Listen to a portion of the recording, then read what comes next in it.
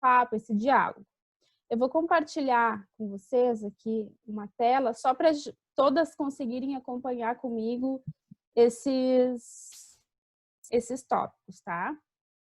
Seriam eles, então, panorama geral da educação hegemônica, juntamente com a conjuntura da educação no contexto público e privado. O segundo tópico seria o parecer 05 de 2020 do Conselho Nacional de Educação, que de alguma maneira traz essa regulamentação das perspectivas da educação, digamos assim. E o terceiro tópico seria quais desafios, né? Coloquei aqui, nós colocamos educadores do futuro, mas para além disso, quais são os desafios e perspectivas da educação nesse momento que a gente está vivenciando e daqui para frente, né? E então, para começar essa fala, eu vou convidar a professora Josiane para fazer esse primeiro momento, essa fala inicial, assim. Se quiser se ater a um ou outro dos tópicos, a gente vai deixar de um diálogo bem livre, bem fluido, assim, mas que a gente consiga contemplar esses 3 tópicos, tá? E aí, esse momento inicial a gente disponibiliza para a professora Josiane estar fazendo uma contribuição, uma fala aí para a gente, e aí depois a Mônica pode estar contemplando também o que for pertinente para a área dela e para a vivência dela também, enquanto psicóloga, mãe, e que está lidando com diversas pessoas que estão, talvez, com algumas angústias, ansiedades, emoções diversas, né? Em relação a esse tema. E aí a gente abre para quem mais quiser estar contribuindo, fazendo pergunta, tá? Tá bem. Josiane, pode se apropriar. Tá certo. Assim, eu fiz algumas, para me organizar também, organizar meus pensamentos e organizar minha fala, eu fiz algumas leituras, até para formular alguns argumentos, assim, e acredito que vocês já tenham também tido acesso, inclusive, principalmente a Catiane. Eu utilizei 2 materiais básicos, assim, para essa questão contextual. Eu fiz algumas anotações dos 3 tópicos, tá? Então, eu vou falar primeiro do contexto, aí depois eu abro, enfim, para todo mundo falar também. E aí depois, acho que daí depois a gente pode voltar e trocar figurinhas, não fazer uma fala, assim, bem, né, acadêmica. Sim. Não. Um bate-papo, né? Então, eu trouxe algumas questões que eu achei importantes, que eu retirei do texto do David Harvey, tá? Aquele texto que ele publicou agora, A Política Anticapitalista em Tempos de Covid-19, e do texto do Boaventura sobre a cruel pedagogia do vírus, né? E, assim, no final ali, depois dessa leitura, eu fiquei pensando muito, tô indo lá para o final, mas eu volto para o começo, tá? Fiquei pensando muito na questão da educação e da forma como ela está sendo tratada hoje em dia. E é óbvio que é muito fácil também todo mundo tocar pedra, né, no tal do EAD, nas tecnologias. Então, assim, nem tanto o céu, nem tanto a terra. Então, acho que a gente também precisa explicar um pouquinho esses termos, né?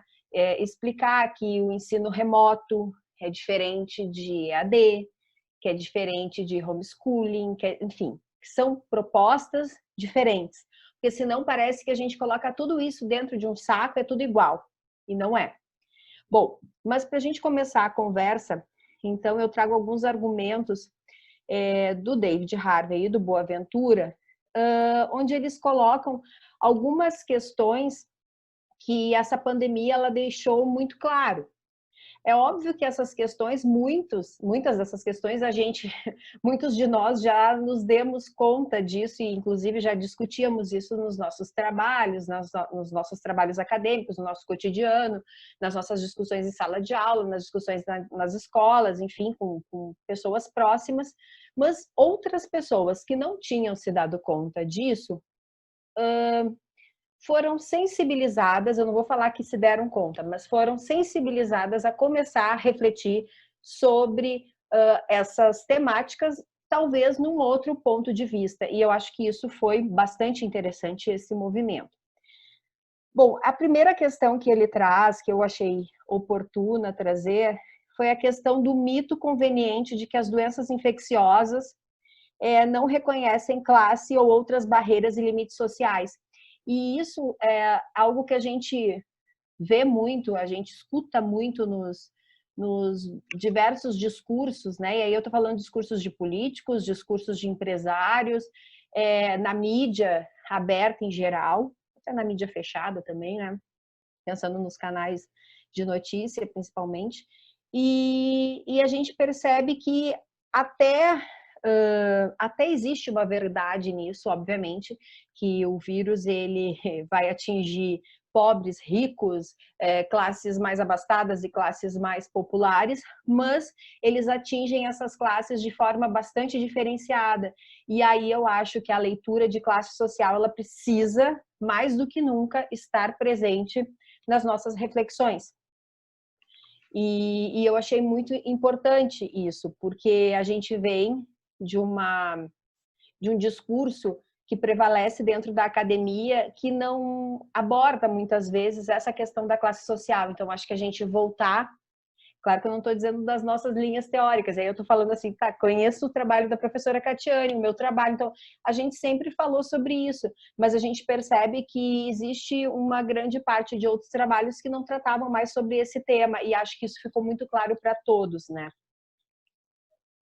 E aí trazendo, obviamente, as questões de classe social, as questões sexistas, raciais, as questões étnicas, tudo isso fica muito claro, principalmente agora, quando a gente vê também esse discurso de retorno, né? De começar a voltar ao trabalho, e a gente percebe quem é que é obrigado a voltar ao trabalho. E isso fica muito claro.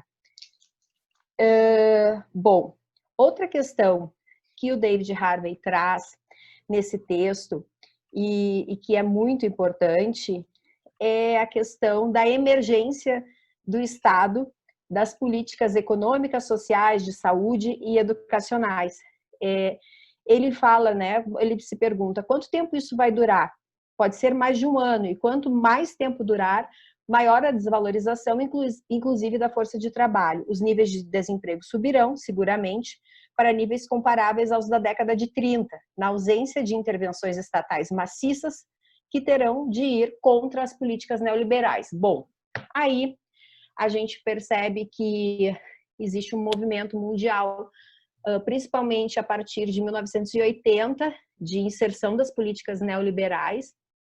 E aí ele traz um dado bem interessante também que eu achei, que é a questão que muitos países que hoje em dia estão se vendo numa situação bastante complicada perante a pandemia, antigamente eles até teriam maior capacidade, os seus sistemas de saúde teriam maior capacidade em lidar com a pandemia. Só que como esses países, eles inseriram na agenda deles as políticas neoliberais, hoje em dia eles se viram numa situação bastante complicada. E nesse sentido, então, a gente retoma a importância que tem o Estado na mediação dessas políticas. E aí eu fiz questão de citar até a política econômica, porque a gente vai ter que ter uma política de redistribuição de renda, enfim, a gente vai ter que ter uma política que assegure que a sociedade não entre em colapso. E a gente percebe que muitos países estão tentando pensar em alternativas e que o nosso país, né, não. Que tudo é muito difícil, que tudo é muito complicado, tudo é muito moroso. E acho que esse ponto também é um ponto que está estimulando as pessoas a pensarem na importância que tem o Estado para as nossas vidas em geral. Uma outra questão que ele chama ironia americana, eu vou ler um trecho aqui dele, que ele fala assim: se a China não pode repetir o seu papel de 2007, 2008, que foi a última crise, né, a crise da bolha imobiliária, então o fardo da saída da atual crise econômica se desloca para os Estados Unidos. E aqui está a ironia final. As únicas políticas que funcionarão, tanto econômica quanto politicamente, são muito mais socialistas que qualquer coisa que Bernie Sanders passa a propor a esses programas de resgate terão de ser iniciados sob a égide de Donald Trump, presumivelmente sob a máscara do Make America Great Again. Todos aqueles republicanos que visceralmente se opuseram ao resgate de 2008 terão que engolir sapos ao desafiar Donald Trump. Que é essa questão novamente, porque naquela época quem salvou a situação ali foi o Estado, que na época o presidente era o Barack Obama, e, enfim, para as grandes empresas, os grandes bancos não quebrarem, o Estado conseguiu dar conta enfim, e salvar toda essa situação. E agora a gente se vê novamente nessa situação, mas nesse momento não mais temos na presidência nos Estados Unidos um democrata e sim um republicano conservador. Por que eu achei interessante? Porque mais do que nunca, a gente obviamente sempre teve um histórico de se espelhar nos Estados Unidos, mas mais do que nunca o nosso atual governo, ele acaba se espelhando muito no governo do Donald Trump. E isso necessariamente, e ainda mais que a gente sabe que esse ano é ano de eleição presidencial lá, que tudo pode mudar, mas a gente também não sabe se as eleições elas vão ocorrer. Então essa situação entre uma política extremamente ultraliberal e uma política socialista, ela se coloca novamente, sempre está na pauta, né? Mas agora ela ficou mais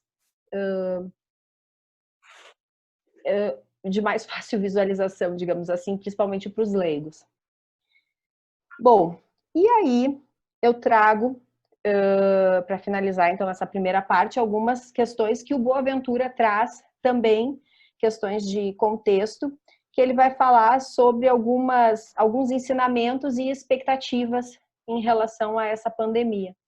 Aí ele vai falar, primeiramente, na normalidade da exceção, que é aquela questão do permanente estado de crise que a gente vive, e aí a gente precisa retomar também o que a gente entende pelo diagnóstico da crise, né? Se a gente entende que a crise ela está no Estado, eu pensarei em algumas soluções para sanar essa crise, e se eu penso que a crise faz parte do nosso sistema, eu pensarei em outros tipos de alternativas para conseguir sanar essa crise. E atualmente, nessa perspectiva neoliberal que a gente vive no nosso sistema capitalista, a gente vive num estado permanente de crise. Então, quer dizer, a crise ela transforma-se na causa que explica tudo, todo o resto. Por exemplo, a crise financeira permanentemente é utilizada para explicar os cortes nas políticas sociais, saúde, educação, previdência social. E, inclusive, a degradação dos salários, inclusive as inúmeras reformas que a gente tem passado nesses últimos 2, 3 anos para cá, né? Os objetivos da crise permanente é não ser resolvida. Mas qual é o objetivo desse objetivo? Basicamente são 2. Legitimar a escandalosa concentração de riqueza e boicotar medidas eficazes para impedir a iminente catástrofe ecológica. Então, assim, eu acho que ele foi extremamente feliz trazendo essa questão, né? Porque isso me retomou muito aquele texto do Fukuyama, depois da queda do Muro de Berlim. Bom, é isso que temos, agora não... Enfim, esse é o fim dos tempos, não temos mais nada de novo. Enfim, e agora com essa pandemia a gente retoma essa discussão e a gente mostra que não é bem assim. Outra questão que ele traz é a questão da elasticidade social, que também tem muito a ver com essa situação, com essa normalidade da exceção. Que ele fala que dentro dessa perspectiva capitalista, neoliberal, a gente tem modos de viver dominantes. E que, de repente, esses modos de viver, eles tornam-se possíveis... na verdade, assim, de repente a gente percebe que não necessariamente a gente precisa desses modos de viver que estão postos. E algo que parecia ser tão distante, de repente, é algo extremamente fácil de acontecer, como, por exemplo, passar mais tempo com a família. como, por exemplo, sei lá, cozinhar com todo mundo, enfim, estou dando aqui exemplos aleatórios. E aí eu retomo uma questão que é muito importante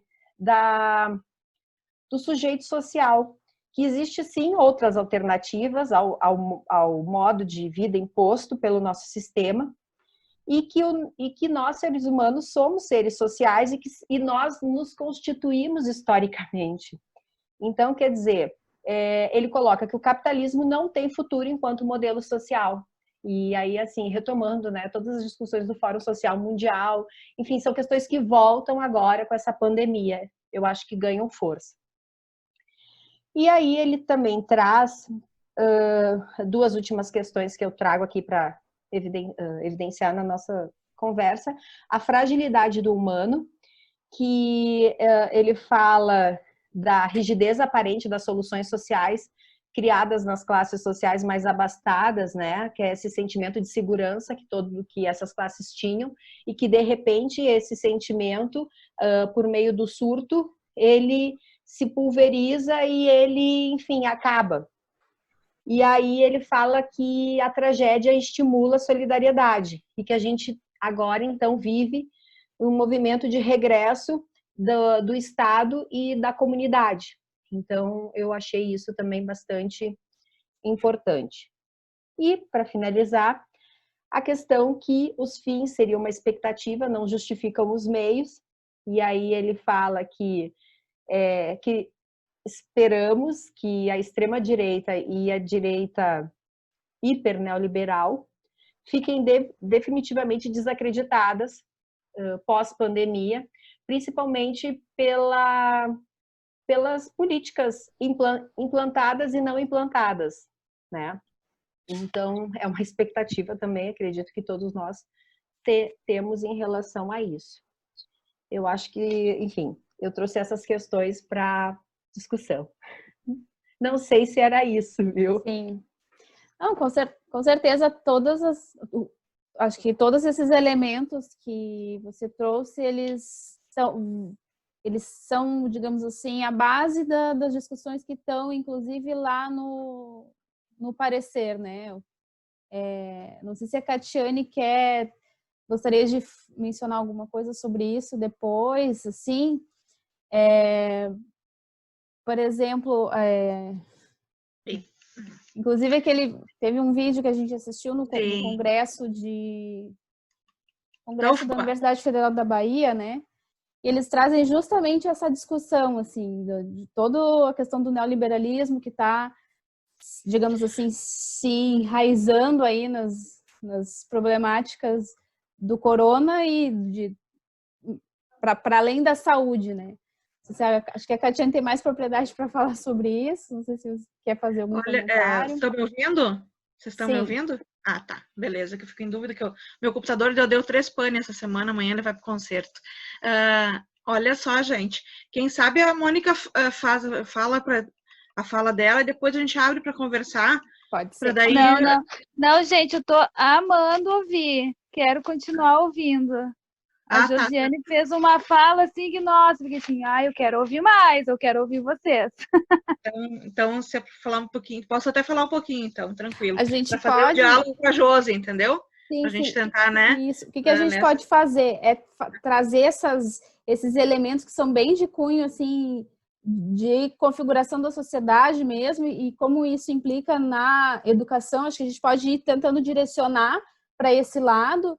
E aí, depois a gente vai vendo, assim, de repente eu até menciono alguns trechos lá desse parecer, e aí já posso fazer uma deixa para a Mônica estar entrando, porque uma das questões que a gente teria como consequência, né, a Josi falou da gente diferenciar o que seria aula remota, o que é EAD, homeschooling, isso tudo acho que seria legal a gente diferenciar, para depois a gente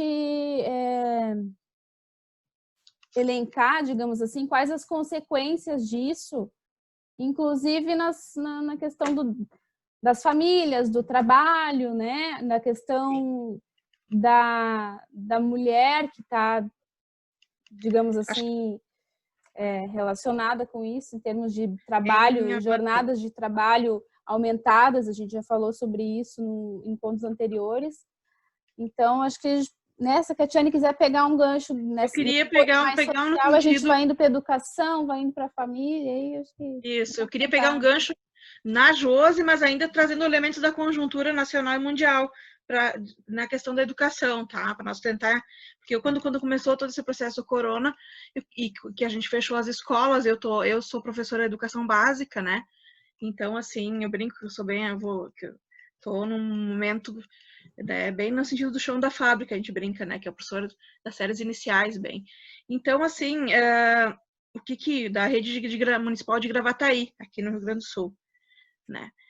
E o que eu me parei a estudar, na verdade, né? Porque com corona, eu tive a possibilidade de me dar um luxo, né? Que nem eu digo, porque quem tem tempo para estudar numa cidade que a gente vive hoje é quase um luxo, né?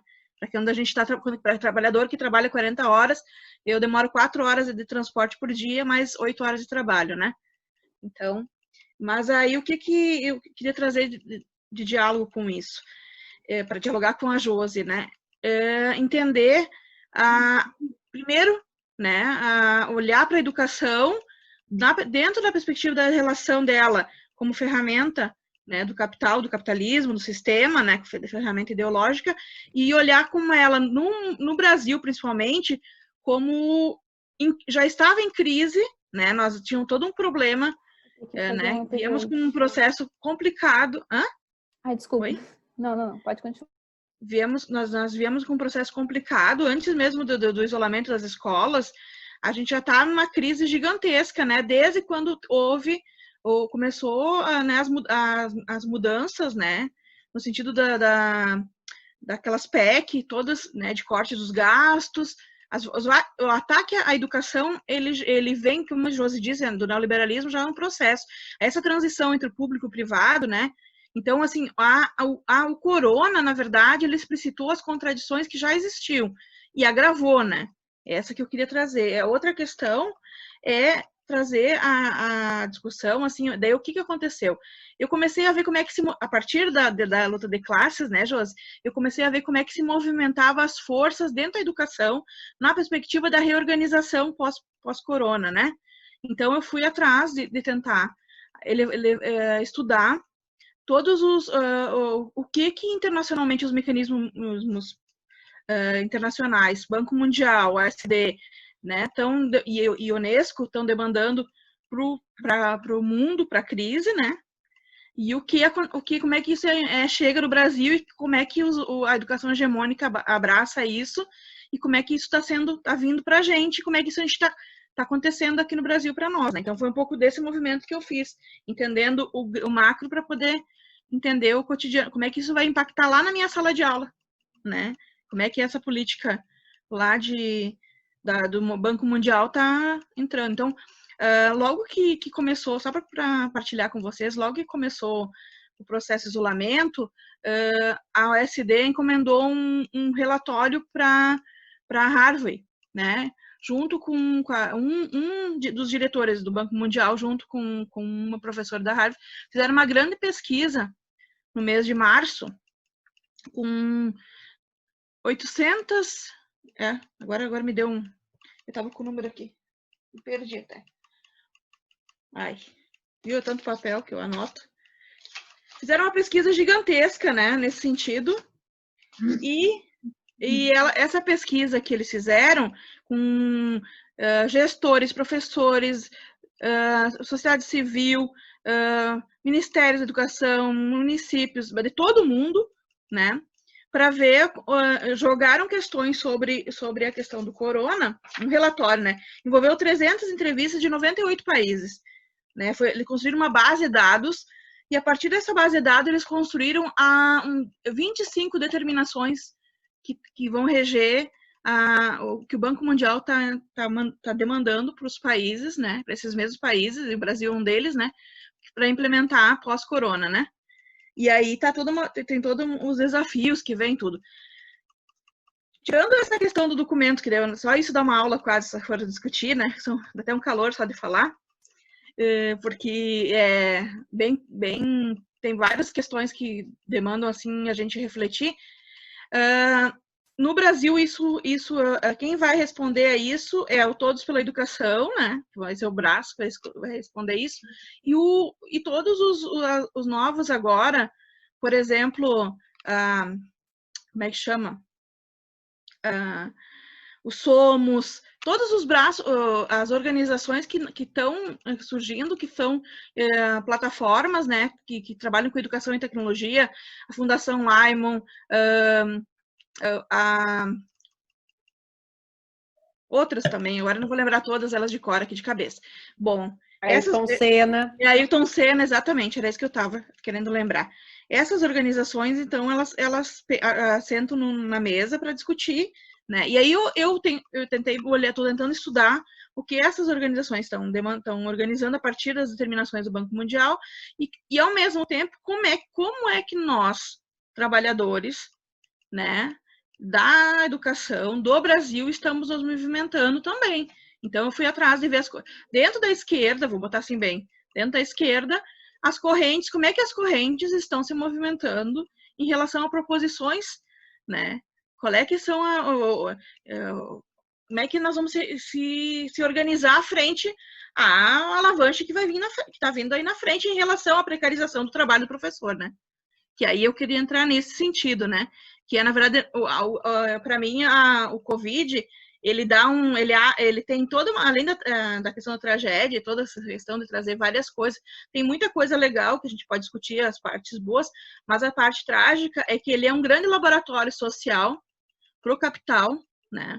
Implementar coisas que talvez demorariam mais tempo, então vão ser implementadas a curto prazo, né? A toca de caixa. Então, o Covid, ele abriu a possibilidade de a gente fazer coisas que talvez demandem.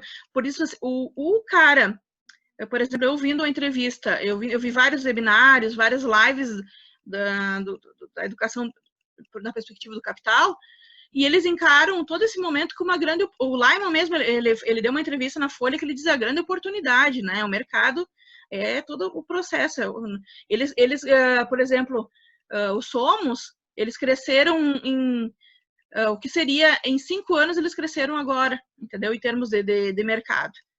Só nesses 2 meses, assim, né? Eles tinham um X que eles atendiam de municípios e agora eles estão atendendo muito mais, né?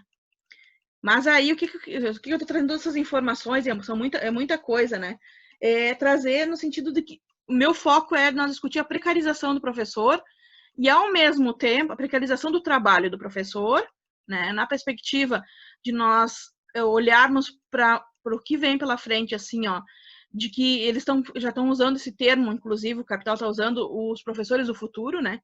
Quem são esses professores do futuro, né? E aí depois nós vamos entrar mais nesse sentido ali na frente, mas dentro dessa revanche que eu digo que o capital que está vindo, né?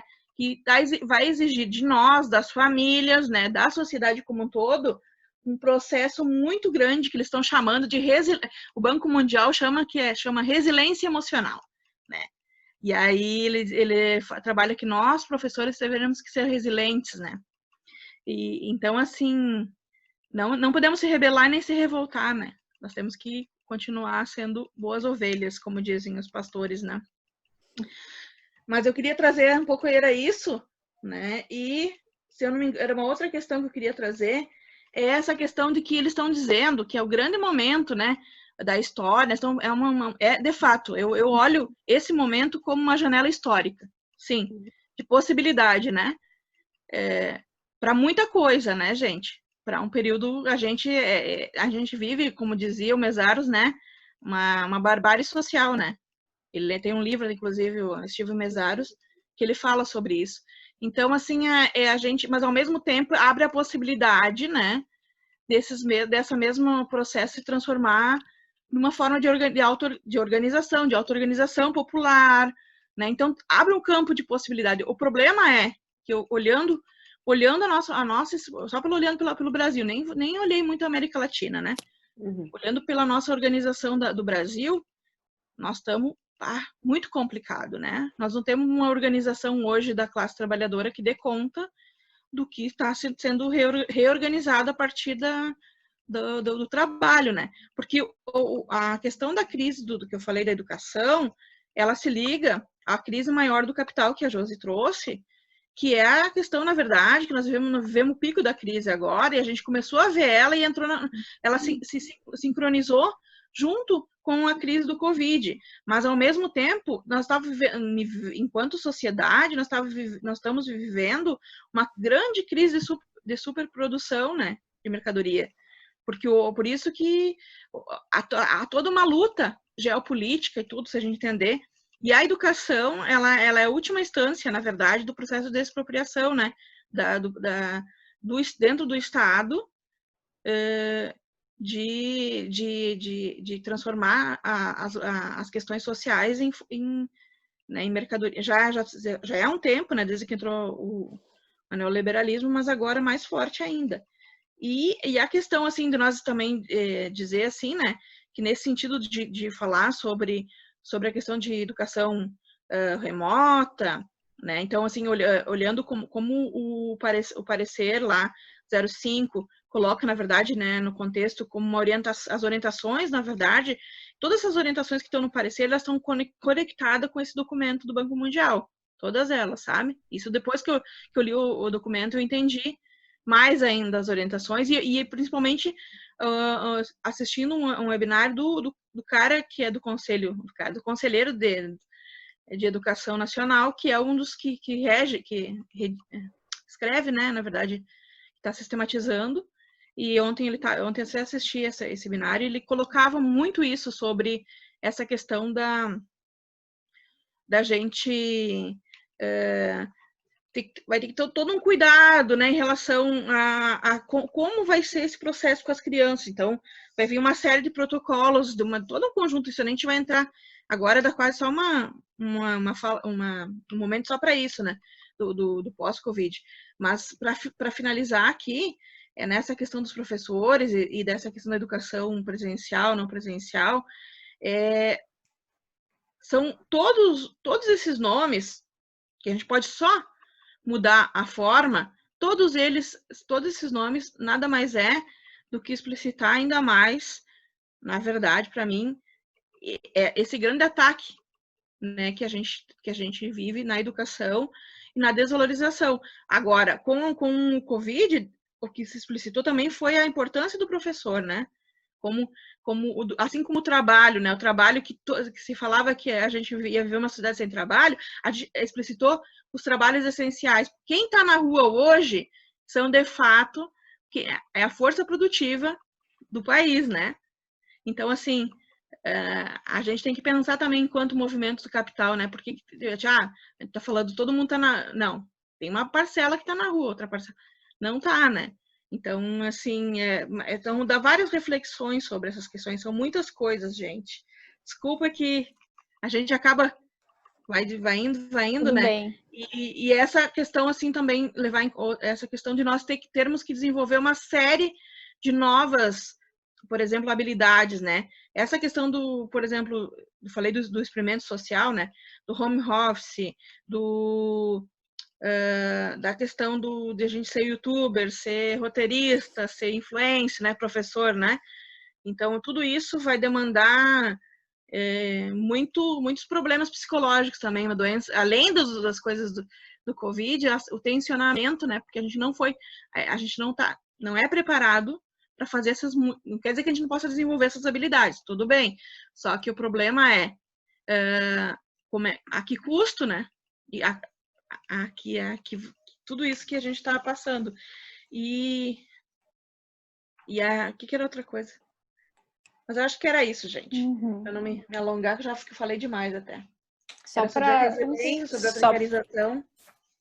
Só para complementar e reiterar também a tua fala, na verdade, eu acredito que o parecer ele veio também para reiterar esse posicionamento que não é de hoje, né? Que a gente já percebe essa relação público-privada de forma cada vez mais tênue e no sentido dessas fundações, né, se inserirem no cotidiano das escolas de uma forma assim massiva, né, vendendo soluções. E aí assim a questão da mercadoria, a educação ela ela é uma mercadoria no campo da esfera privada, e realmente aí a pandemia ela vem fortalecer e trazer essa questão com muito mais intensidade, assim. E aí, obviamente, né, a bola da vez é o EAD. E aí é que eu acho que aí a gente tem esse imbróglio. Por quê? Por que eu digo isso, sabe? Porque a gente também, que eu falei ali, tocar pedra, não é, assim, eu vou falar por mim, uma experiência que eu estou passando na minha vida. O que aconteceu comigo? Bom, depois de um doutorado, eu resolvi fazer um processo de pós-doutoramento na área da tecnologia educacional. Por quê? Porque a vida acabou me levando para trabalhar num curso, a minha vida profissional, relativa à informática na educação. E aí, obviamente, eu inicio as minhas pesquisas dentro da área, falando mais sobre políticas voltadas à questão da tecnologia, a distribuição de tecnologia, a formação de professores. E aí eu comecei a refletir sobre esses processos de EAD e como é que eles são. Obviamente eu inicio pela legislação, então existe toda uma regulamentação para isso. Não é uma coisa, não é feito hoje em dia da mesma forma como a gente fazia, como era feito, digamos assim, lá na década de 90, porque deu muito problema pela falta exatamente dessa regulação. E assim, a gente tem muitas experiências bastante interessantes dentro de instituições públicas em relação ao EAD. Só que não dá para colocar o EAD assim, dessa forma, porque o EAD ele precisa ter uma equipe multidisciplinar, ele tem uma organização própria, ele tem uma linguagem própria. Hoje em dia eu sou professora também de EAD na especialização, que aí a gente também vai ver uma questão de faixa etária, de desenvolvimento, de psicologia do desenvolvimento, que é bastante diferente. Já também me coloquei numa posição de aluna em curso de EAD, exatamente para vivenciar e para saber do que eu estou falando, que é muito diferente da gente pensar um EAD na educação infantil, um EAD na alfabetização, tá? Então, assim, são coisas distintas. Ensino remoto. O ensino remoto ele não precisa necessariamente de tecnologia. O ensino remoto, ele pode ser um plano de estudos, né? Daqueles mais antigos possíveis, assim, a ideia de... bom, mas, enfim, voltando para a questão do parecer. A questão do parecer, o que me traz assim uma certa indignação, porque a gente tinha muita expectativa em relação a esse parecer, tanto para trazer questões que não é que sustentassem, mas assim que auxiliassem os professores, os educadores nesse processo, e ele não trouxe nada. Ele simplesmente também acaba reiterando um posicionamento negacionista do Ministério da Educação. Então, quer dizer, a minha fala também, óbvio, estou trazendo aqui também o texto do professor Roberto Ler, ex-reitor da UFRJ, maravilhoso aquela crítica dele, e inclusive que ele traz assim pontos que deveriam constar do parecer e que não constaram, né? Lembrando que o parecer também é diferente de resolução, então que certamente vai vir por aí uma resolução. Mas assim, é isso que acho que causou espanto a todo mundo. Mas claro, espanto entre aspas, porque a gente também não pode esquecer um outro documento que é bastante atual, que é a BNCC, e que ela também passou no CNE. Então, por isso que a gente não pode dizer que é novo. Causa espanto porque, assim, parece que são os absurdos, aquelas coisas que talvez fossem impensáveis, elas estão acontecendo. É nesse sentido que eu falo, assim, para quem acompanha. Então, eu acho que é só para retomar essa questão do parecer em si. Bom, até eu tenho aqui anotado, mas aí eu acho que a Amanda também falou em trazer as partes do parecer. Uhum. Eu tenho aqui as questões que ele fala sobre o que deveriam constar, né? Ele traz 9 questões. Sim. O que eu separei aqui foi mais em termos da reorganização de calendário e quais são as ideias que eles colocam lá como possíveis, né, para se recuperar o ano letivo, digamos assim. E, ao mesmo tempo, outra questão seria as consequências e os desafios que eles colocam ali. Eu vou só citar um pouquinho desses deixa eu ver. Nós devemos Dos desafios. Eu acho que vou citar mais os desafios que eu acho que é mais pertinente, assim. Como garantir padrões básicos de qualidade para evitar o crescimento da desigualdade educacional no Brasil? Aí, esse é um desafio. O outro, como garantir o atendimento das competências e dos objetivos de aprendizagens previstos na BNCC, bem como a professora Josiane colocou, e como mobilizar, até coloquei entre parênteses porque eu achei meio, né? Como mobilizar professores e dirigentes dentro das escolas para as atividades remotas. Óbvio, ele traz em algum trecho lá que as instituições de ensino deveriam promover a formação, em algum momento lá ele traz a formação dos educadores para trabalhar nessa modalidade de teletrabalho ou outros termos. Mas um trecho bem pequeno, assim. Então, essa ideia de como mobilizar educadores e dirigentes para trabalhar, assim, sabe? Isso no âmbito privado até a gente vê acontecendo mais, assim, por talvez ter não sei, posso estar falando isso, mas por ter mais, é realidade, né? Por ter mais recursos, por ter, enfim, investimento direcionado nisso. Mas e no contexto público, né? Como que acontece isso? Então, acho que a Josiane pode colocar o que falta nesse parecer, porque de desafios a gente já sabe que é mais ou menos esses e outros, né? Então, o que falta eles colocarem nesse parecer? Assim, eu achei coisas, eu acho assim, eu concordo plenamente com o que o Leyer traz. Ele fala o seguinte, que da questão, muitas coisas que ele colocou até eu percebi que dentro da própria proposta do governo estadual de educação, o governo estadual, a proposta do governo estadual avança mais do que o parecer do CNE, tá? Gostando ou não enfim, do governo, enfim, sendo simpatizante ou não, né? Então, a questão da reabertura das instituições escalonada, com a elaboração de um plano de testagem, discutir o retorno, iniciando pela educação infantil e levando em conta os territórios e a incidência do vírus, redução no número de estudantes por turma. Bom, e aí a questão de assegurar que essas turmas não ultrapassem 15 estudantes, como fazer, né? Daí, necessariamente, novas salas de aula seriam necessárias ou possível rodízio de dias, que é o que efetivamente o governo do estado aqui do Rio Grande do Sul pensa, né?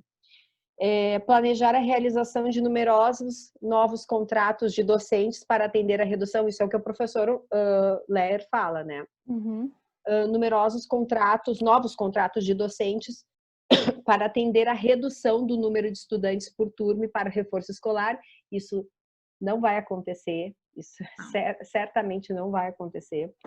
Muito pelo contrário, concordo plenamente com a Catiane, acho que a gente vai ter um grande desemprego estrutural, maior ainda. Elaborar protocolos sanitários sobre a condição de funcionamento das escolas, em termos de ventilação, funcionamento da rede de água, esgoto, refeitório, distanciamento, segurança sanitária. Definir que os profissionais possam ter acesso a trajes de proteção e assegurar condições de distanciamento em relação aos estudantes, colegas e familiares, bastante complicado. Elaborar protocolos em conjunto com os sistemas de ensino, articulados com os comitês científicos da Covid-19, objetivando elaborar normas para as escolas e constituir comissão técnica em conjunto com a Comissão de Orçamento da Câmara, do Senado, corpo técnico do INEP, entidades científicas e sindicais da área, para levantar custos gerais para adaptação nas escolas. Então, quer dizer assim, isso era o que deveria constar. Inclusive, algum tipo de fórum para a interação de todos esses segmentos vinculados à educação, para se pensar impossibilidades. E nada disso aconteceu, né? E, então, assim, o que aconteceu foi esse negacionismo, uma reiteração desse negacionismo do MEC. O conselho, ele ficou meio que... Ele não falou muita coisa, quer dizer, ele não nos mostra exatamente o caminho, ele dá diretrizes amplas e meio que deixa todo mundo no Ministério do Ar, no virem-se, né? E esse é o grande problema, é a falta de planejamento. Eles direcionam, né? A normatização da reorganização do calendário escolar é de competência de cada sistema de ensino. Deixa bem amplo isso, né? Então, a gente não sabe muito bem, acho que até no âmbito privado como no público, acho que a gente está meio sem saber, assim, o que vem pela frente, né? Óbvio que a questão da quarentena, a questão da crise, tudo isso são, de certa forma, imprevisíveis, acredito, né? E só para não quero te cortar, sabe? Isso dentro dos estudos que eu fiz, eles têm a previsão enquanto eles 5 meses é o período, né? Já colocaram essa previsão. Pelo que eu li lá no... Aí eles falaram, tem toda essa discussão, eu não queria, mas essa coisa do parecer, só para contribuir a uma questão, que é o seguinte, eles já sabem que nós vamos defasar 50% da nossa carga, dos 800 horas, nós vamos conseguir trabalhar em sala de aula com a questão mesmo adequada, máxima, porque assim tem toda uma questão. Nós podemos voltar agora em junho, por exemplo, mas já teve várias situações mundiais que estão mostrando que entra para a sala e tem que retornar. A França aconteceu isso, outras experiências mundiais aconteceram, né? As escolas começam e tem que voltar porque começa um novo ciclo do Covid, né? Então, enquanto não... para dar conta de tudo isso que eles acham que lá por setembro, né? O próprio conselheiro falou ontem no webinário, eu estava vendo, que já estão na elaboração, o CURI já demandou o protocolo, o documento novo parecer, né? Que é com todas as determinações para o começo das aulas já, né? A nível federal, para vir. E uma delas que eles trazem muito forte, eu acho que o centro da discussão é a aprendizagem. Tanto no documento que é aí que eu queria entrar, tanto no documento do Banco Mundial, as leituras que eu fiz da Unesco, né? Todas as cartas da Unesco, os documentos, as informativas da Unesco, todos eles falam a mesma... Todos eles, o nosso povo da esquerda, todo mundo, na verdade, a centralidade está na aprendizagem, porque os estudos feitos sobre o que já, mundialmente, sobre épocas de colapso, de grandes fenômenos como tsunami, vulcões, e eles têm pesquisas já sistematizadas, que eles estão olhando a perspectiva do Covid como um momento de guerra, que nem processos de guerra, a mesma lógica. Então, assim... O que eles... Tendo um exemplo dos Estados Unidos, que eu não gosto, mas é um exemplo que está lá no documento e que eu gravei, né? Os Estados Unidos, eles têm um período de férias, as crianças, e esse processo, quando eles voltam, eles têm uma defasagem de 1 mês, no mínimo, na aprendizagem. Então, assim, o que eles estão dizendo que nossas crianças, no geral, pelo tempo que nós vamos ficar já 60 dias, não é só a questão da carga horária, é a questão de várias questões da aprendizagem que fica prejudicada, né? O prejuízo nas aprendizagens, que a gente diz, né? E aí, esse processo das horas, inclusive, no protocolo novo, tem em nível internacional, só para trazer para vocês, está sendo dito que não vai poder reprovar ninguém. A nível internacional, tem sobre a questão das reprovações e o tipo de avaliação também, como é que vai ser as avaliações. Então, tudo isso são questões que vai estar sendo discutido, porque vai demandar um outro tipo de planejamento. Então, vai ter que, assim, por exemplo, é um plano, vai ter que, no mínimo, só para partilhar assim, né? No mínimo de 4 a 5 planos que teria que ter para o pós-Covid, entendeu? Para quem teve acesso permanente, então, por exemplo, de protocolo, entendeu? No sentido de avaliação. Para quem teve acesso, por exemplo, escola privada que não parou em nenhum momento. Então, esse é um tipo de determinação. Para quem teve acesso, por exemplo, na aprendizagem, para fazer avaliação, né? para quem teve acesso, mas não conseguiu aprender. Por exemplo, teve a educação remota, a educação não presencial, ou mesmo a educação online, mas não conseguiu. E daí é um tipo. Para quem teve, não teve acesso, né? Mas que a partir do momento que tu começa a trabalhar, consegue captar mais do que aquele que teve acesso. E aquele que... Então, são vários, entendeu? Dentro de um conjunto, tem que olhar... são muitas diferenças que vão ter que ser levadas em conta, e isso é uma complexidade também, né? Porque o nosso processo é homogeneizador, não é de trabalhar essa complexidade das diferenças, né? A escola pública, ela é uma prova, né? Se a gente pegar, é tudo muito reto, né?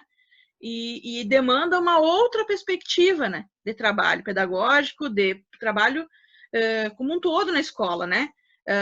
Por exemplo, as crianças vai ter um novo processo. Mas, Catiane, só fazendo uma pausinha, tu pode dar sequência, mas uma coisa que eu penso disso que tu falou agora é que de todos os aspectos negativos, né, que a gente levantou aqui, né, isso é uma opinião minha, dos que eu considero positivo é isso. É tratar, né, as diferenças dentro do ensino, né? Então acho que nem tudo é de mal, assim, alguma coisa boa tá vindo, né? E eu acho que isso que tu levantou, de fato, e é isso que tá acontecendo. Bom, a gente que tá na linha de frente, né, tipo eu e a Amanda que trabalhamos na escola, assim, a gente percebe muito isso. Tem aluno que vai muito bem, obrigada, né, com EAD, com aula, com live, atendimento remoto e tal. Agora tem aluno que não, né? Então, assim, e justamente isso, essa questão também do ensino público, né? Como que vai ficar? E eu acho que essa mudança, o Covid, ele vem nos mostrar isso, né? Que quem sabe não é criar uma nova escola, né? Um novo olhar para a escola, um novo olhar no método de aprendizagem, o que de fato é necessário o ensino básico ensinar, né? E aprender. Será que a gente não está sendo muito conteudista? Será que tudo isso de fato é necessário? Será que uma mudança que está por vir? Eu penso que é muito positivo nesse sentido especificamente, assim, sabe? Claro que vem junto com muita coisa que a gente já discutiu, né? Com relação à desigualdade social, com relação à falta de acesso, né? Com relação aqui ao sentimento que a gente tem que está tudo um pouco perdido, né? Todo mundo está meio perdido, não sabe o que vai acontecer, as diretrizes não são claras, são genéricas, né?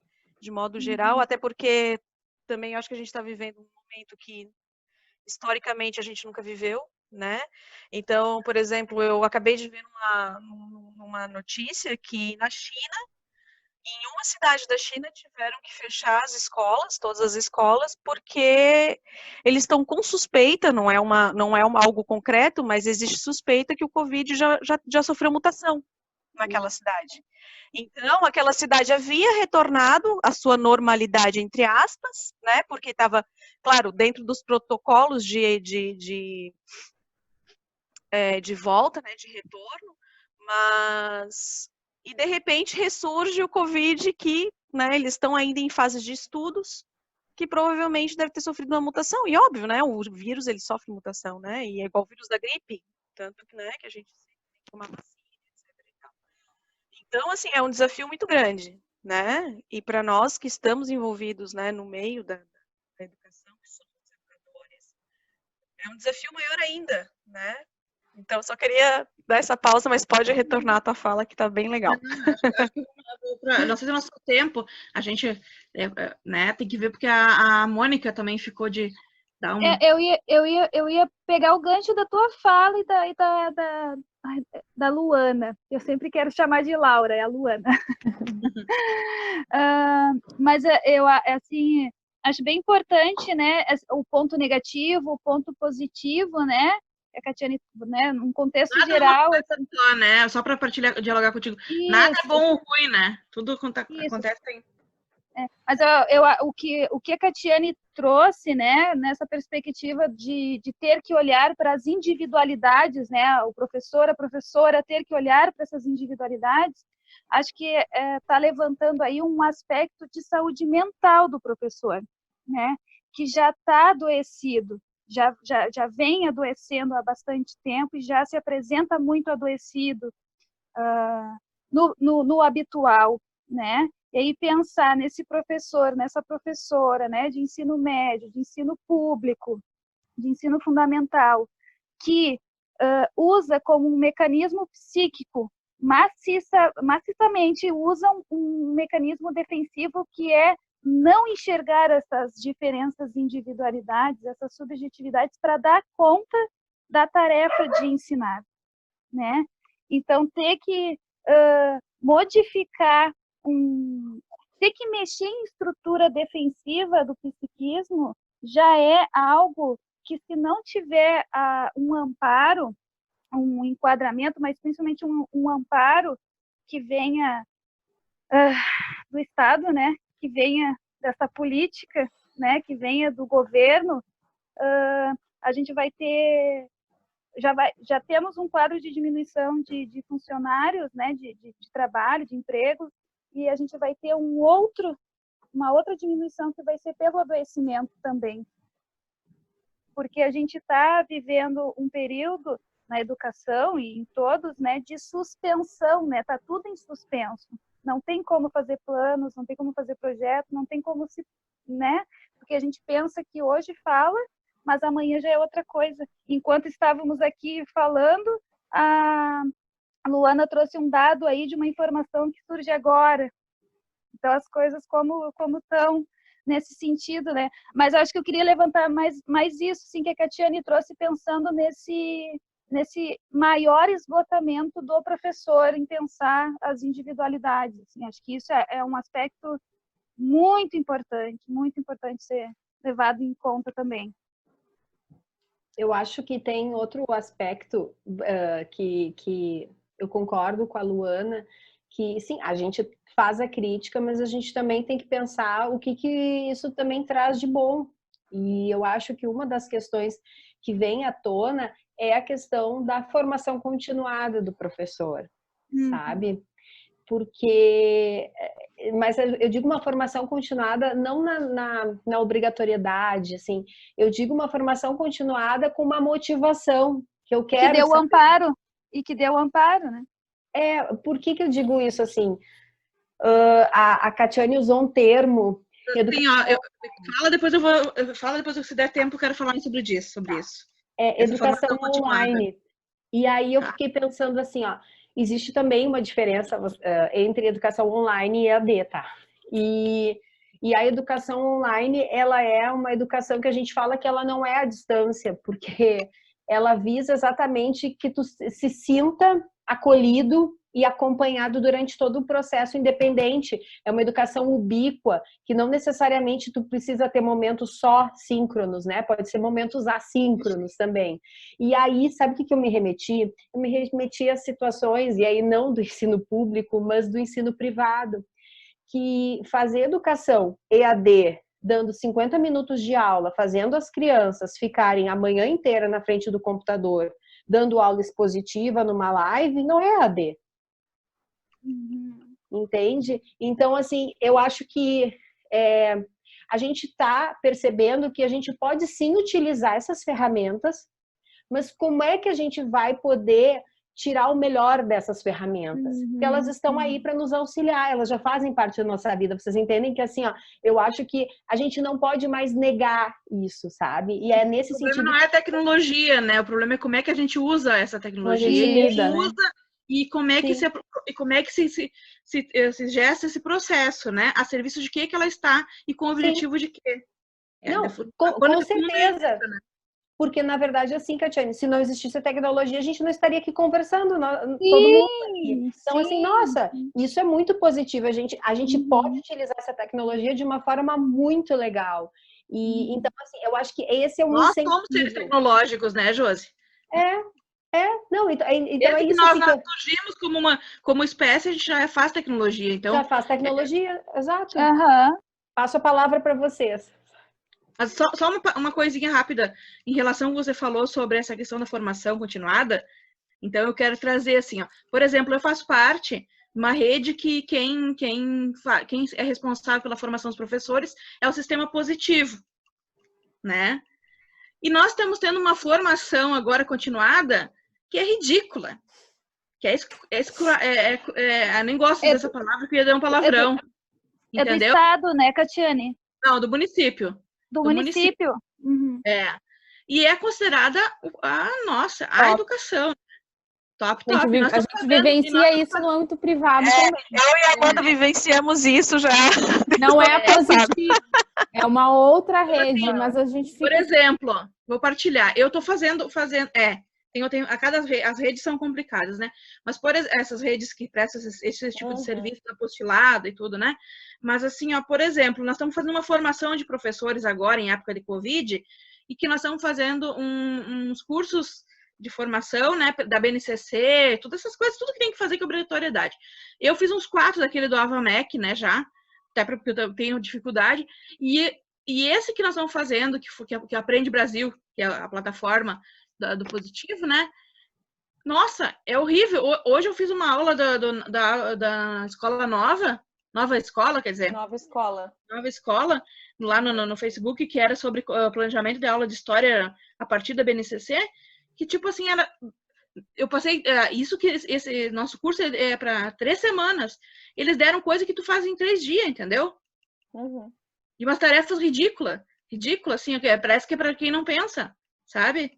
Não te força, não te exige, é muito pro forma, sabe? Parece. Assim. É isso, sabe? Não te ampara no sentido assim, isso que é o complexo, que é o risco. Eu concordo que tem muita coisa boa dentro da EAD. Concordo, Josi, e eu tenho coisas que eu defendo, mas também tem como é que se diz, um rebaixamento das ferramentas de apropriação do conhecimento, Superficialidade. Tanto do professor quanto para o aluno, que faz com que a gente vire tudo ovelhinha, né?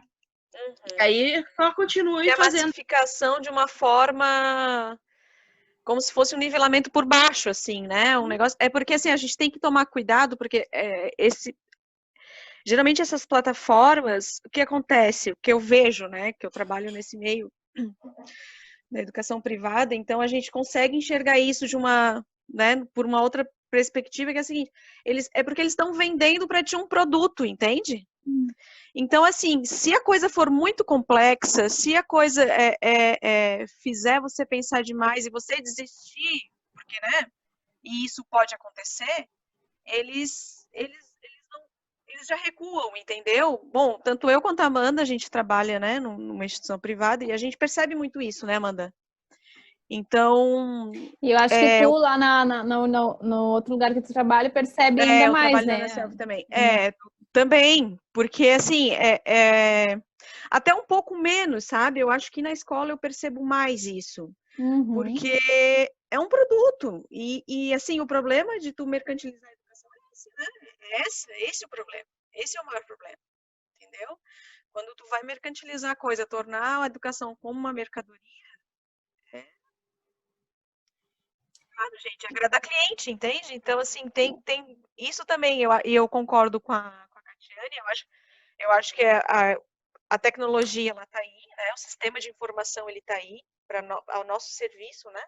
Eu acho que a gente tem que aproveitar o máximo possível, né, de uma maneira positiva, mas eu também tenho minhas críticas. Eu acho que ele tem que ser feito, né, com planejamento, tem que ser feito de uma forma que todos tenham acesso, né? Coisa que não vai acontecer, né, Luana? Não vai ter. Olha só, só um parênteses aqui para contribuir, para não, que eu tenho medo que não dê tempo. Para a gente não esquecer também que as plataformas, quase todas elas, as grandes plataformas são privadas, né? São privadas. O governo federal, por exemplo, eu vou citar o exemplo do Uruguai, né? O Uruguai, por exemplo, agora com o Covid, vocês estão acompanhando, né? Inclusive ganhou um prêmio, vai estar sendo destacado internacionalmente, porque ele liberou internet para todo mundo, sabe? Livre, gratuito. Né? Livre, né? Não é cobrada no Uruguai a internet, sim, né? Sim. Então, Então, assim, é disso que eu falo. Então, assim, você conseguiu política pública, né? com que todos acessassem a tecnologia, porque a partir do momento que você torna pública, né, o sinal da internet, a internet em si, cria uma Conectividade, plataforma. celular e tudo, né? Dá celular. Justamente, entende? Por exemplo, as escolas provavelmente teriam que se, né, distribuir computadores, enfim, ter um centro de distribuição ou ter um centro onde os alunos consigam ir em cada Acessar. comunidade, não sei, para Sim. poder acessar essa tecnologia. Na nossa Existem várias realidade, isso não maneiras. comporta, né? Essa nossa Não, realidade não comporta, mas não custa sonhar, né, Catiane? Sim. É. Mas esse seria Não esse comporta seria por o falta de ideal. gestão, né? Isso é o que mais Exato. indigna, assim. Porque, assim, claro. poderia Exatamente. muito bem, Poderia. né, se tivesse Recurso para isso tem. se tivesse os Tem, recursos exato. bem Recurso tem. destinados, tivesse tudo bem, sabe? É a Fosse falta de pensado para vontade. isso. É. A falta de Sim, vontade porque é aquela coisa É a de se falta de vontade vender. política. Então, a gente vive É bem manter o nesse... status quo, né? É não Manter. mudar. É não mudar, na porque verdade. porque isso realmente, né, assim, né, gurias, o resultado disso, não sei se vai ter um resultado fechado, né, mas assim, a perspectiva disso é bem um pouco do que a Josiane estava falando ali com os dados que ela traz, né, da leitura ali do texto dos dois autores, assim, vai ter um retorno aí de uma época, né, onde muitas pessoas que estão aí com uma situação mais vulnerável socialmente, né, vão ficar muito mais vulneráveis, porque não vão ter acesso a nada, a não ser a mão de obra física, né, a não ser essa coisa do trabalho braçal, né, a ignorância, né, a falta de acesso à educação, enfim, ela vai tomar uma proporção muito grande, né.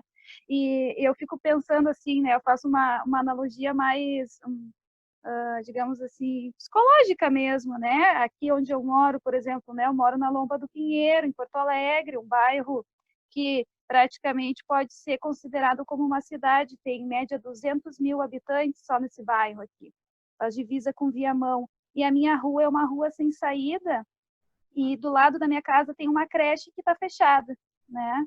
E eu trabalhei aí 1 ano e meio numa creche aqui na Lomba do Pinheiro, e eu escuto as mães gritando com as crianças, eu escuto as crianças chorando, né? Então, assim, aqui na volta, e as casas não são muito próximas, né? Então, eu fico pensando, se aqui na minha micro-rua tá difícil, né? Para essas famílias lidarem com uma demanda, pensando aí nas mulheres que também a Amanda trouxe no início, né? Mulheres que estão trabalhando em casa de algum jeito, né? Home office, estão tendo que dar aula para os seus filhos também, porque estão tendo que se haver com isso, né?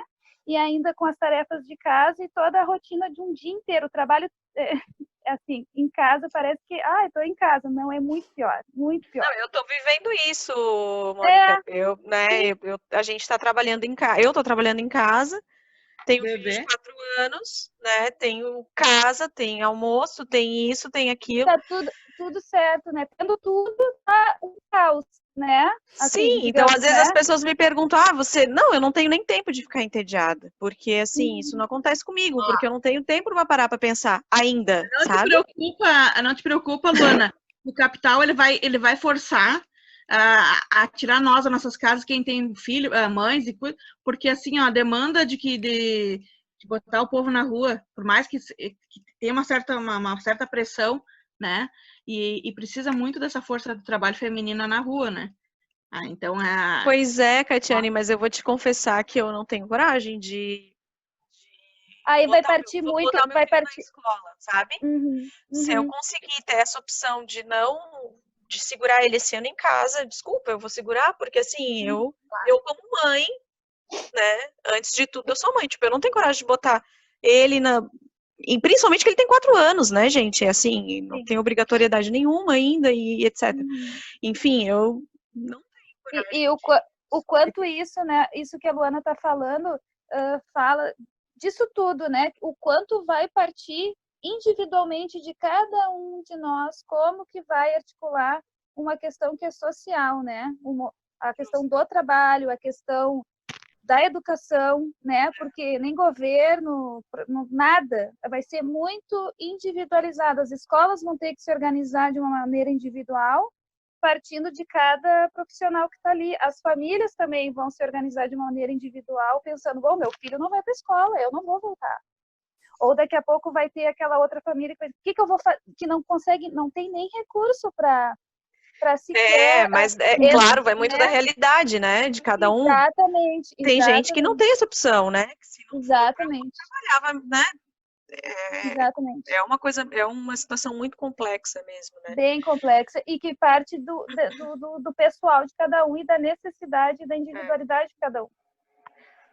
Mas foi aquilo que a Catiane falou, né? O capital vai forçar, claro que vai forçar. Já está forçando, né, Catiane? Já tá acho que isso aí já tá acontecendo, forçando. né? Já faz um tempo, inclusive. Tem outra questão, né? Quando voltar às aulas, vai ter assim, ó. Vamos supor que vai voltar, vai ser, vamos supor que o protocolo é uma da orientação, diretrizes da internacional, por exemplo, é que no máximo 15 crianças por sala de aula, né? Dessas 15, vamos supor, dessas 15, tá? Eles vai ter tudo. Então, mas o que nesse sentido eu quero dizer, né? Vai ter uma demanda, olha para o professor, voltando de novo a questão do professor, da questão do processo mental, tá? Voltando do que a Mônica está falando para dialogar. 15%, vamos supor, 15 venham para a sala, né? E aí o professor vai ter uma leva desses, mesmo de vida, vamos supor, tô falando numa hipótese remota, de vida de 32 e alterne, 3 dias dá para um grupo e 3 dias dá para outro, a mesma aula, né? Só para não... Mas igual desses todos, vai ter uma leva que não vai vir, porque os pais não vão deixar, mas que ao mesmo tempo nós vamos ter que enviar a tarefa, enviar a aula, reorganizar na tarefa remota. Então, o professor vai ter que ter... Olha a demanda que vai ter enquanto professor, né? É nesse sentido, né? Bem maior, né?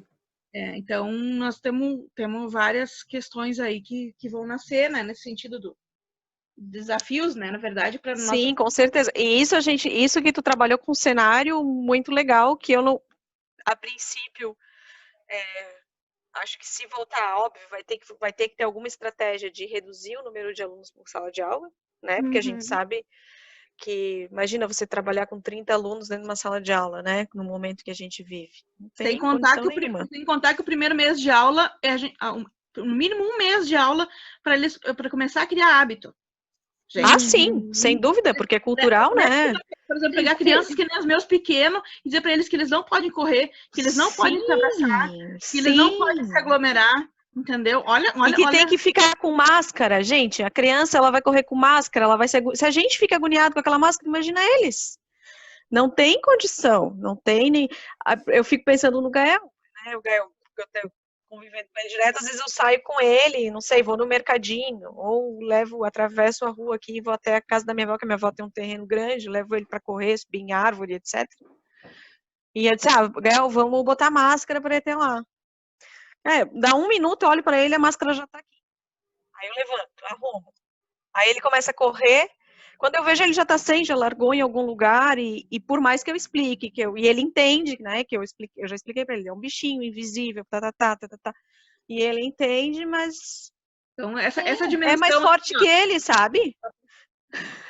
Para dialogar com a Mônica, né? Essa dimensão do emocional, nós nem entramos nessa dimensão, nessa discussão, mas essa dimensão do emocional, o trabalho que nós vamos ter como professores, assim, vamos botar assim, de fôlego em relação às emoções, a volta às emoções, né? Porque a gente vai ter que ter um trabalho muito grande, por exemplo, assim, a gente ia ser de afeto, como é que ninguém vai se abraçar? As crianças vão estar loucas de saudade umas das outras. Sim. Né? Sabe, eu comecei a pensar todas essas coisas, assim, mas você sabe, assim... Gente, o medo que vai estar... Amanda, quem é enterrado. Desculpa, gente, infelizmente... Não, mas pode finalizar a tua fala, quem quiser fazer uma finalização. Eu ia comentar assim, né, que o ideal é pensar numa perspectiva de não retorno para as escolas para no mínimo 2 anos. Esse é o ideal. É pensar que por no mínimo 2 anos, né, a gente precisa trabalhar a educação remotamente. porque o prejuízo do retorno, ele é muito grande, ele não compensa, não vai ser produtivo em muitos aspectos. Defesa da vida, não, né? Se Porque coloca a vida em risco. No momento que a vida fica em risco, não existe psiquismo emocional nenhum que dê conta. Então, assim, se é assim, né? É que nem assim, a minha profissão na minha área também já está liberado para voltar, né? Está liberado para voltar atendimento presencial. Mas se o meu trabalho, né? E aí pensando no trabalho da educação, é possível de ser feito remotamente, né? Por que não manter o remoto? Aí pensar, né, socialmente que vai ter uma parte da população que não tem acesso ao remoto, ao computador, à internet, então pensar nesses guetos, né? Então, algo presencial, mas muito focado, muito, né? Se fosse pensar assim para não deixar pessoas de fora da educação, né? Se não tiver o recurso necessário para que eles tenham acesso, pensar outras alternativas, né? Sim. A escola pensar alternativas. Então, ou criar centros tecnológicos que fossem Isso. comunidades, né? Que não têm acesso, para que esses centros tecnológicos ficassem responsáveis, né? Por essa questão da aprendizagem, enfim, né? Que tivesse toda uma assessoria, né? E que, óbvio, seria o cenário ideal, né? Assim, eu tô escutando vocês e tem um sujeito aí, um ator bastante importante, e eu fiquei pensando também que atualmente eu estou lecionando EAD para gestores, né? Então, assim, e esse gestor, né? Esse gestor ele tem que ter formação. Esse é o objeto, na verdade, é o meu objeto de pesquisa do meu pós-doutoramento, que é exatamente a questão das tecnologias, da utilização das tecnologias pelos gestores.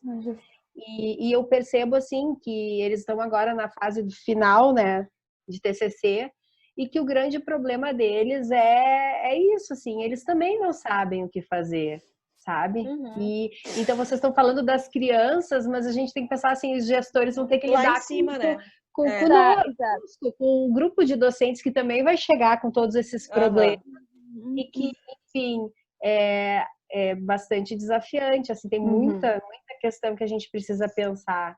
E eu quero, finalizando a minha fala aqui, minha participação, eu quero agradecer muito vocês, até porque vocês, assim, fizeram eu refletir muitas questões, assim, que vão me ajudar muito para o futuro. E, enfim, foi muito legal. Eu gostei muito. Que bom. De participar aqui. Também obrigada, Amanda. E eu queria dizer uma frase só para finalizar, tá? Que tem uma coisa que a gente o bacana da vida, né? Que o caminho a gente faz, né? Caminhando, né? Então, é nesse sentido, né? A gente vai... Não podemos... por pior que seja, não podemos deixar de caminhar, né? Isso aí. Por isso que a gente está aqui. Exatamente. Por isso que estamos juntas hoje, né? Legal. Obrigada, Exatamente. meninas. Muito bom. Muito obrigada. Muito bom estar com vocês.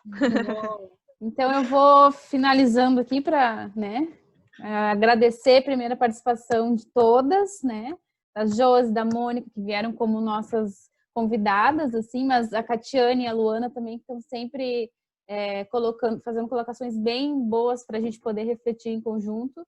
A Val, que não sei se ela conseguiu acompanhar toda a nossa conversa, mas obrigada também pela presença, espero que tenha sido bom. Ao Bruno, que também está ali ouvindo tudo, para a gente poder conversar depois, ver como é que foi. E, então, eu agradeço. Vai conseguir gravar? Está sendo gravado. Está sendo depois gravado. Envio. Pode deixar, eu coloco lá para vocês por e-mail. E, enfim, acho que é isso. Essa discussão, óbvio, a gente não chega em nenhuma conclusão, objetivo, porque a gente está bem nessa caminhada, aprendendo, e cada dia uma notícia, né? Nosso ministro da Educação aí só, que vergonha. Mas... Diga-se de passagem, hoje o Senado adiou o Enem, né? Adiou o Enem, é isso que eu ia Adiou. 5 contra 1, né? Ia colocar uma notícia boa, né? 5 contra 1. E hoje é dia Aham. do pedagogo também, viu? Para quem é verdade. Parabéns às pedagogas. Parabéns. Parabéns, meninas. Então tá, gente. Obrigada de novo. Até uma próxima oportunidade aí. E bom restinho de semana para vocês, bons trabalhos, bons estudos. E conforme a gente vai... eu já conversei com as meninas em particular, a gente às vezes vai criando uma certa ansiedade, porque, né, muita informação, muito estudo, muita leitura. Mas vamos com calma, né? Cada uma dentro das suas possibilidades, né? Fazer o melhor com o que a gente tem em cada momento. Acho que a gente está aprendendo aí, cada um com seus objetivos e aos poucos, vamos lá. Vida que aí. Ainda bem que estamos todas aqui com essa oportunidade, né? Então tá, gente.